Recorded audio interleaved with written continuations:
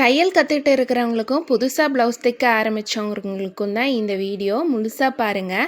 நிறைய பேர் வந்து நல்லா தைக்க தெரிஞ்சாலும் சின்ன சின்ன மிஸ்டேக்கால் வந்து அவங்களோட ப்ளவுஸ் ஃபிட்டிங் வந்து சரியாக வராது.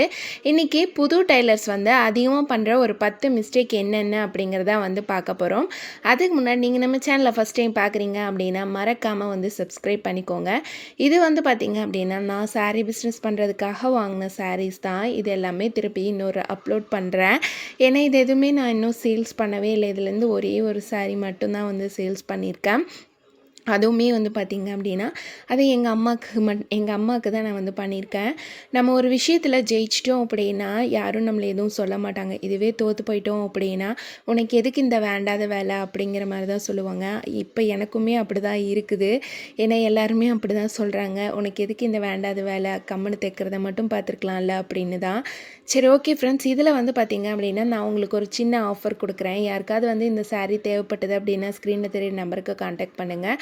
இதில் என்கிட்ட சாரீ எடுக்கிற எல்லாத்துக்குமே வந்து பார்த்திங்க அப்படின்னா அந்த ப்ளவுஸ் கலர் வந்து நான் உங்களுக்கு ஒரு லைனிங் போடுறோம் இல்லைங்களா, அந்த லைனிங் வந்து 1 மீட்டர் லைனிங் நான் ஃப்ரீயாக கொடுக்குறேன். சேம் அதே ரேட்டுக்கு தான் நான் வந்து போட்டிருக்கேன். லைனிங் தான் வந்து எக்ஸ்ட்ராவாக நான் உங்களுக்கு இதில் ஆட் பண்ணியிருக்கேன். எனக்கு அந்தளவுக்கு வந்து இதில் லாபம் எதுவும் இல்லை அப்படின்னாலும் பரவாயில்லை. ஆனால் வந்து எதுவுமே சேல்ஸ் பண்ணாமல் வச்சுருக்கேங்கிற ஒரு இது தான். அதுவும் இல்லாமல் வந்து இதே பேச்சு தான், அதுக்காக தான் வந்து சொல்கிறேன். உங்களுக்கு ஃப்ரீ ஷிப்பிங்கில் லைனிங்கும் 1 மீட்டர் வந்து எக்ஸ்ட்ரா கொடுக்குறேன். உங்களுக்கு ஏதாவது இதில் தேவைப்பட்டது அப்படின்னா மட்டும் ஸ்க்ரீன்ஷாட் எடுத்து நீங்கள் வந்து வாட்ஸ்அப் பண்ணலாம். ஓகேங்களா. இதில் வந்து நான் இது பண்ண ஒரே ஒரு சாரீ ஒரு பிங்க் கலர் மட்டும்தான், அந்த சன்ஃப்ளவர் டிசைனு. மீதி எல்லா சாரீஸுமே வந்து என்கிட்டயே தான் இருக்குது. இப்போ வாங்க நம்ம வந்து டாபிக்குள்ளே போயிடலாம். என்னென்ன அந்த புதுசாக வந்து தைக்கிறவங்க மிஸ்டேக் பண்ணுறாங்க அப்படிங்கிறத வந்து பார்த்தலாம். இதில் வந்து நம்ம மிஸ்டேக் பண்ணுறது அப்படின்னு பார்த்திங்கன்னா, புதுசாக தைக்கிறவங்களுக்கு எப்பயுமே ஒரு பயம் வந்து இருந்துக்கிட்டே இருக்கும். அவங்களுக்கு வந்து பார்த்திங்க அப்படின்னா நம்ம கரெக்டான மெஷர்மெண்ட் எடுக்கிறோமா, கரெக்டாக தான் ஸ்டிச் பண்ணி கொடுக்குறோமா அப்படிங்கிற மாதிரி வந்து அவங்களுக்கு வந்து ஒரு பயம் வந்து இருந்துக்கிட்டே தான் இருக்கும். அதுக்காக தான் வந்து நான் சொல்கிறேன். ஏன்னா அவங்க வந்து அந்த பயத்தோடவே செய்யும்போது கொஞ்சம் மிஸ்டேக்ஸ் வந்து எடுக்கிறது தப்பாக தான் வந்து வரும். நம்ம மெஷர்மெண்ட் எடுக்கும்போது கரெக்டாக வந்து எடுக்கணும். அதே மாதிரி தையல் வேலையில் மெஷர்மெண்ட் அப்படிங்கிறது ரொம்ப ரொம்ப முக்கியம். பாடியோட வேஸ்ட்டு, ஷோல்ட்ரு, ஆம்கோலு இந்த எல்லாத்தையுமே வந்து சரியாக எடுக்கணும். ஒரு 1/2 இன்ச் கூட மாறினாலும் நமக்கு வந்து ஃபிட்டிங் வந்து கரெக்டாக வந்து வராது.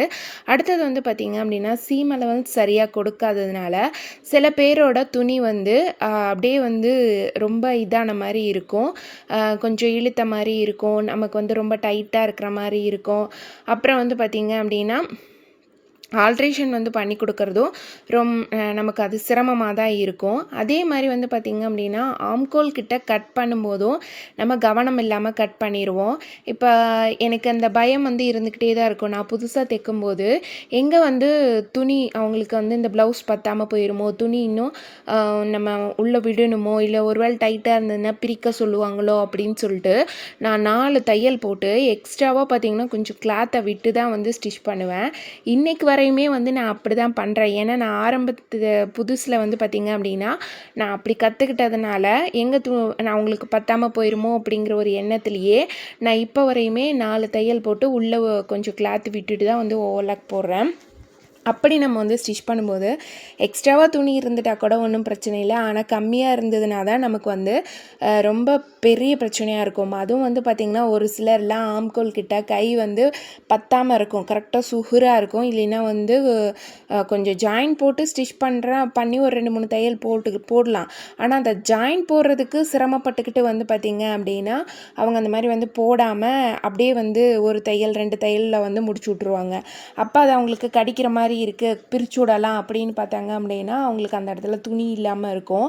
அதனால் நீங்கள் பிகினராக இருக்கிறீங்க அப்படின்னா எப்பயுமே வந்து கொஞ்சம் நிறையா கிளாத்து விட்டுட்டு அதுக்கப்புறமேலு கட்டிங் ஸ்டிச்சிங் வந்து பண்ணுங்கள். ரொம்ப சுகுராக வந்து விடாதீங்க. ஓகேங்களா. நீங்கள் அதாவது மிஸ்டேக் பண்ணிங்கன்னா கூட கிளாத் இருக்கும், நம்ம அதை வச்சு அட்ஜஸ்ட் பண்ணிக்கலாம்.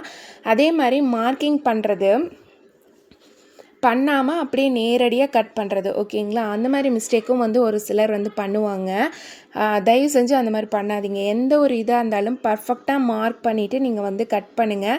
நான்லாம் ஆரம்பத்தில் வந்து பார்த்தீங்க அப்படின்னா டேரெக்டாக துணியில் மார்க் பண்ணவே மாட்டேன். ஃபஸ்ட்டு வந்து பேப்பர் கட்டிங் 2-3 தடவை வந்து போட்டு பார்த்துட்டு அந்த பேப்பர் கட்டிங் சரியாக இருக்குது அப்படின்னா மட்டும்தான் back part, front part, sleeve இது எல்லாமே வந்து பேப்பர் கட்டிங் தான் போடுவேன். பேப்பர் கட்டிங் போட்டு அது கரெக்டாக இருக்குது அப்படின்னா அதை அப்படியே வந்து மெயின் கிளாத்தில் வச்சு நான் வந்து ட்ரேஸ் ஒர்க் எடுத்துக்குவேன். ஏன்னா எனக்கு துணியில் டேரெக்டாக போட்டு நம்ம கட் பண்ணும்போது அது ஏதாவது மிஸ்டேக் ஆயிடுச்சுன்னா என்ன பண்ணுறது அப்படின்னு சொல்லி ஒரு பயம் வந்து இருந்துக்கிட்டே இருக்கும். அதனால் வந்து நீங்கள் மார்க்கிங் பண்ணும்போது கரெக்டாக வந்து பார்த்து வந்து பண்ணுங்கள். ஓகேங்களா? அடுத்து வந்து பார்த்திங்க 5வது பாயிண்ட் என்ன அப்படின்னா எல்லாத்துக்கும் ஒரே மெஷர்மெண்ட் அப்படி தான் இருக்கும் அப்படின்னு நீங்கள் வந்து நினைக்கிறது. இன்றைக்கி வந்து நிறையா பேர் இப்போ ஒரு 36 சைஸ் ப்ளவுஸு இல்லை 40 சைஸ் ப்ளவுஸு அப்படின்னா அந்த அவங்களோட கை, அப்புறம் கை சுற்றளவு, ஆம்கோல் சுற்றளவு, ஹிப்பு, மார்பு பகுதி, இடுப்பு பகுதி இது எல்லாமே வந்து இந்த ஒரு சைஸ் 36 சைஸ் அப்படின்னா 36 அந்த சைஸில் இருக்கிறவங்க எல்லாத்துக்கும் அது ஒன்று போல தான் இருக்கும் அப்படின்னு வந்து நீங்கள் ஒரு கெஸ்ஸிங்கில் இருக்கிறீங்க. கண்டிப்பாக வந்து அது கிடையவே கிடையாது. கொஞ்சம் மாற்றம் வந்து இருக்கும். அந்த மாற்றம் நம்ம ஒவ்வொருத்தருக்குமே வந்து நம்ம பர்டிகுலராக அளவை எடுத்து நம்ம வந்து கட் பண்ணும்போது மட்டும்தான் கரெக்டாக இருக்கும். இந்த சைஸுக்கு இவங்களுக்கு இவ்வளோ தான் இருக்கும் அப்படின்னு நம்ம ஸ்டிச்சிங்கை பொறுத்த வரையும் சொல்ல முடியாது. அது ஒரு அப்ராச்மெண்ட் அப்படின்னு வேணால் நம்ம வந்து எடுத்துக்கலாம். ஆனால் வந்து ஒவ்வொருத்தருக்குமே ஒவ்வொரு சைஸுமே வந்து மாறும். அதனால் கரெக்டான சைஸ் இதுதான் அப்படின்னு சொல்லி நம்ம எதுவுமே வந்து சொல்ல முடியாது. 6வது வந்து என்ன அப்படின்னு பார்த்திங்கன்னா நம்ம ட்ரையல் பார்க்காம கஸ்டமருக்கு வந்து டெலிவரி கொடுக்கறது. கஸ்டமர் வந்து வாங்க வரப்பவே வந்து நம்ம ஒரு தடவை அவங்கள போட்டு பார்க்க சொல்லிட்டோம் அப்படின்னா ஃபிட்டிங் வந்து சரியாக இருக்கா இல்லையா அப்படிங்கிறத நம்மளே வந்து பார்த்துக்கலாம். எப்படி இருக்குது அப்படிங்கிறதையும் செக் பண்ணிக்கலாம். நான் வந்து வீட்டில் ஸ்டிச் பண்ணுறேன் அப்படிங்கிறனால கஸ்டமர் வந்து பார்த்திங்க அப்படின்னா போட்டு பார்க்கலாமா அப்படின்னு தான் சொல்லி கேட்பாங்க. ஏன்னா நான் வந்து ஆரம்பத்தில் இப்போ தான் வந்து புதுசாக தைச்சி பழகிறேன் அப்படிங்கிறனால நிறைய பேருக்கு நம்பிக்கையே இருக்காது. இவங்க எப்படி தைச்சிருப்பாங்க, நல்லா தைச்சிருப்பாங்களா, தைச்சிருக்க மாட்டாங்களா. நம்ம ஒரு தடவை போட்டு பார்த்துட்டோம் அப்படின்னா நமக்கு அவங்களுக்கும் ஒரு இது வந்து கிளியராக இருக்கும் அப்படிங்கிறதுக்காக போட்டு பார்க்கலாமான்னு கேட்பாங்க. சரி நீங்கள் போட்டு பாருங்கள் அப்படின்னு சொல்லி நானுமே அலோவ் பண்ணிடுவேன். சரின்ட்டு அவங்களும் போட்டு பார்த்துட்டு சொல்லுவாங்க. ஏதாவது மிஸ்டேக் இருக்குது அப்படின்னா பாருங்கள் எப்படி இருக்குது அப்படின்னு சொல்லி என்கிட்டயே வந்து காட்டுவாங்க. எனக்கு வந்து ப்ளவுஸை பற்றி அந்த அளவுக்கு பெருசாக தெரியல அப்படிங்கிறனால நீங்களே பாருங்கள் உங்களுக்கு எப்படி இருக்குது, உங்களுக்கு சரியாக இருக்கா இல்லை எங்கேயாவது வந்து லூஸ் டைட் ப்ராப்ளம் இருக்கா அப்படின்னு சொல்லி நான் அவங்களையே வந்து கேட்டுக்கிறது. அவங்க வந்து பார்த்துட்டு ஓகே அப்படின்னு சொல்லி சொன்னாங்க அப்படின்னா தான், இல்லை எனக்கு கொஞ்சம் டைட்டாக இருக்குது, லூஸாக இருக்குது அந்த மாதிரி வந்து ஏதாவது மிஸ்டேக் சொன்னாங்கன்னா நம்ம அப்பயே வந்து சரி பண்ணி கொடுத்துடலாம். அவங்க போடுறத நம்ம பார்க்கும்போது நமக்கு தெரியும் அந்த எந்தெந்த இடத்துல நம்ம மிஸ்டேக் பண்ணியிருக்கோம், அது ஏன் பண்ணியிருக்கோம், எதனால் வந்திருக்கு அப்படிங்கிறது. அதனால் நீங்கள் அந்த மாதிரி வந்து செக் பண்ணிக்கிறது ஒன்றும் தப்பு கிடையாது. அதே அப்படி போட்டு பார்த்துட்டாங்கன்னா நம்ம அப்பயே வந்து அதை சரி பண்ணியும் அவங்களுக்கு வந்து கொடுத்துடலாம். அப்படி இல்லை அப்படின்னா ரொம்ப பெரிய மிஸ்டேக்காக அதை பண்ணியிருந்தோம் அப்படின்னா, இல்லைங்க நீங்கள் கொடுத்துட்டு போங்க நான் சரி பண்ணி வைக்கிறேன், அது பிரித்து தான் ஸ்டிச் பண்ணணும் அப்படின்னு சொல்லி நான் அவங்கள்ட்ட வந்து வாங்கி வச்சுக்குவேன். ஓகேங்களா? அதனால் இந்த தையல் தொழிலை பொறுத்த வரையும் எல்லாத்துக்கும் எல்லாமே தெரியும், எல்லாருமே பர்ஃபெக்டாக தைப்பாங்க அப்படின்னு தயவு செஞ்சு யாரையும் நீங்கள் நினைக்காதீங்க. எல்லாமே அடிபட்டு வந்தவங்க தான், நிறைய மிஸ்டேக் பண்ணவங்க தான். இதில் பர்ஃபெக்டாக வந்து கற்றுக்கிட்டவங்க அப்படின்னு யாருமே கிடையாது. எக்ஸ்பீரியன்ஸ் ஆக ஆக எல்லாமே உங்களுக்குமே வந்து குறைய ஆரம்பிச்சிடும். ஓகேங்களா? மிஷினை பற்றி நம்ம கொஞ்சமாவது வந்து தெரிஞ்சுக்கணும். இந்த பிகினர்ஸ் எல்லாம் பார்த்திங்க அப்படின்னா அவங்களுக்கு மிஷினை பற்றி எதுவுமே வந்து தெரியறது கிடையாது. நம்ம என்ன மிஷின் வச்சுருக்கோம், கரெக்டாக வந்து அதில் ஆயில் வந்து அதிகமாக இருக்கா கம்மியாக இருக்கா அதெல்லாமே நம்ம அப்பப்போ செக் பண்ணணும். ஹை லெவலில் இருக்கா லோவில் இருக்கா, மிஷின் வந்து சவுண்ட் எப்படி இருக்குது, இது எல்லாமே நீங்கள் வந்து பார்க்கணும். பார்த்தா தான் நம்ம ஸ்டிச் பண்ணும்போது அந்த ஸ்டிச்சிங் ரொம்ப ஸ்மூத்தாக வரும். எந்த நூல் வந்து அடிக்கடி கட் ஆகாமல் இருக்கும், லூப் அடிக்காமல் இருக்கும். இந்த மாதிரியெல்லாம் மிஷின் வந்து அப்படி இருக்கும். அதே மாதிரி நீங்கள் வந்து எந்த மிஷின் வச்சாலும் அந்த மிஷினுக்கு வந்து பார்த்திங்க அப்படின்னா என்னோடய பர்சனல் ஒப்பீனியன் பித்தாளை ஊசி வந்து போட்டுக்கோங்க. 10ஆம் நம்பர் பித்தாளை ஊசி அப்படின்னா நீங்கள் வந்து கடைகளில் கேட்டிங்கன்னா கிடைக்கும். அந்த ஊசி வந்து உங்களுக்கு எல்லா இதுக்குமே செட் ஆகும். நீங்கள் அது போட்டிங்கன்னா உங்களுக்கு இன்னுமே அந்த தையல் அந்த ஊசி வந்து உங்களுக்கு ரொம்ப லைஃப் லாங் வரும். அதாவது நீங்கள் ஏதாவது கொஞ்சம் மொத்த துணி தைச்சாலுமே உங்களுக்கு அந்த தையல் வந்து நல்லா நீட்டாக ஃபினிஷிங்காக இந்த மாதிரியெல்லாம் வர்றதுக்கு நீங்கள் அந்த ஊசி வந்து யூஸ் பண்ணிக்கலாம். நெக்ஸ்ட் உங்களுக்கு யாருக்கா தேவைப்பட்டதுன்னா சொல்லுங்கள், நான் அதை வந்து காட்டுறேன் அது எப்படி இருக்கும் அப்படிங்கிறது. நீங்கள் நார்மலான ஊசியை விடவே நமக்கு அது வந்து ரொம்ப பெஸ்ட்டாக இருக்கும். ஒரு ஊசி ப்ரைஸ் வந்து பார்த்திங்கன்னா ₹10 ₹5 அந்த ரேட்டுக்கு வந்து இருக்கும். ஓகேங்களா? அதே மாதிரி நீங்கள் மிஷினை டெய்லிக்கு கொஞ்சம் க்ளீன் பண்ணி எப்பயுமே தைக்கிறதுக்கு முன்னாடி ஒரு ரஃப்பான கிளாத்தில் வந்து தைச்சு பார்த்துட்டு அதுக்கப்புறமே கஸ்டமரோட துணியில் வந்து ஸ்டிச் பண்ணுங்கள். ஓகேங்களா? அது டெய்லியும் அந்த ஒரு பழக்கத்தை மட்டும் நீங்கள் வந்து வச்சுக்கோங்க. துணி வந்து அதே மாதிரி 8வது பாயிண்ட் என்ன அப்படின்னு பார்த்தீங்கன்னா, நீங்கள் பிகினராக இருக்கிறப்ப உங்களுக்கு அந்த துணி வந்து என்னென்ன வெரைட்டி இருக்குது அப்படின்னு தெரியாது. இப்போ ஒரு இதுக்கு சொல்கிறேன், காட்டன் இருக்குது, சில்க் இருக்குது, ஸ்க்ரட்ச் டைப்பில் இருக்குது, பனியன் கிளாத் இருக்குது, இந்த மாதிரி நிறையா வெரைட்டியில் துணி வந்து இருக்கும். அந்தந்த வெரைட்டிக்கு தகுந்த மாதிரி நம்ம எப்படி வந்து ஸ்டிச் பண்ணோம் அப்படிங்கிறதையும் வந்து உங்களுக்கு வந்து தெரியாமல் இருக்கும். ஒரு பனியன் கிளாத்தெல்லாம் வந்து நம்ம தைச்சோம் அப்படின்னா நம்ம மிஷின் சரியாக தைக்காது, லூப் அடிக்கிற மாதிரி இருக்கும், தையல் சரியாக விழுகாமல் இருக்கும். அதே மாதிரி ஜீன்ஸ் கிளாத் தைக்கும்போது அது ஒரு மாதிரி இருக்கும். நமக்கு அந்த வெல்வெட்டு துணியெல்லாம் தைக்கும்போது அது ஒரு மாதிரி இருக்கும். சரியாக வந்து நூல் வந்து அந்த துணி நகரவே நகராது, நம்ம தான் கை கொடுத்து பின்னாடி இழுக்கிற மாதிரி இருக்கும். அந்த மாதிரி எல்லாமே நிறைய வெரைட்டி இருக்குது. நம்ம மிஷினையும் பற்றி தெரிஞ்சுக்கணும், நம்ம தைக்கிற துணியை பற்றியும் தெரிஞ்சுக்கணும். இப்படி தெரிஞ்சுக்கிட்டோம் அப்படின்னா நம்ம வந்து அந்த துணிக்கு ஏற்ற மாதிரி நம்ம ஸ்டிச் பண்ணி கொடுக்கலாம். அப்போ நமக்கு அதில் எதுவுமே வந்து மிஸ்டேக்காக வராது. 9th என்ன பாயிண்ட் அப்படின்னு பார்த்தீங்கன்னா, அவசரமாக வந்து வேலை வந்து நம்ம பண்ணுறது.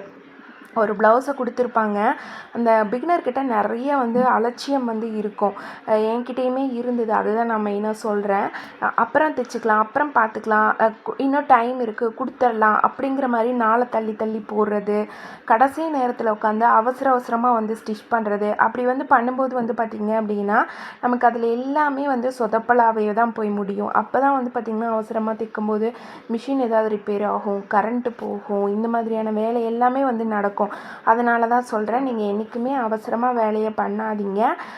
உங்களுக்கு அது வந்து தப்பாக தான் வந்து போய் முடியும். நீங்கள் வந்து ஒரு நாள் முன்னாடியே கஸ்டமர் கேட்டதுக்கு ஒரு நாளைக்கு முன்னாடியே வந்து பார்த்திங்க அப்படின்னா உங்களோட ஒர்க்கை நீங்கள் முடிச்சு கொடுத்துருங்க. ஓகேங்களா?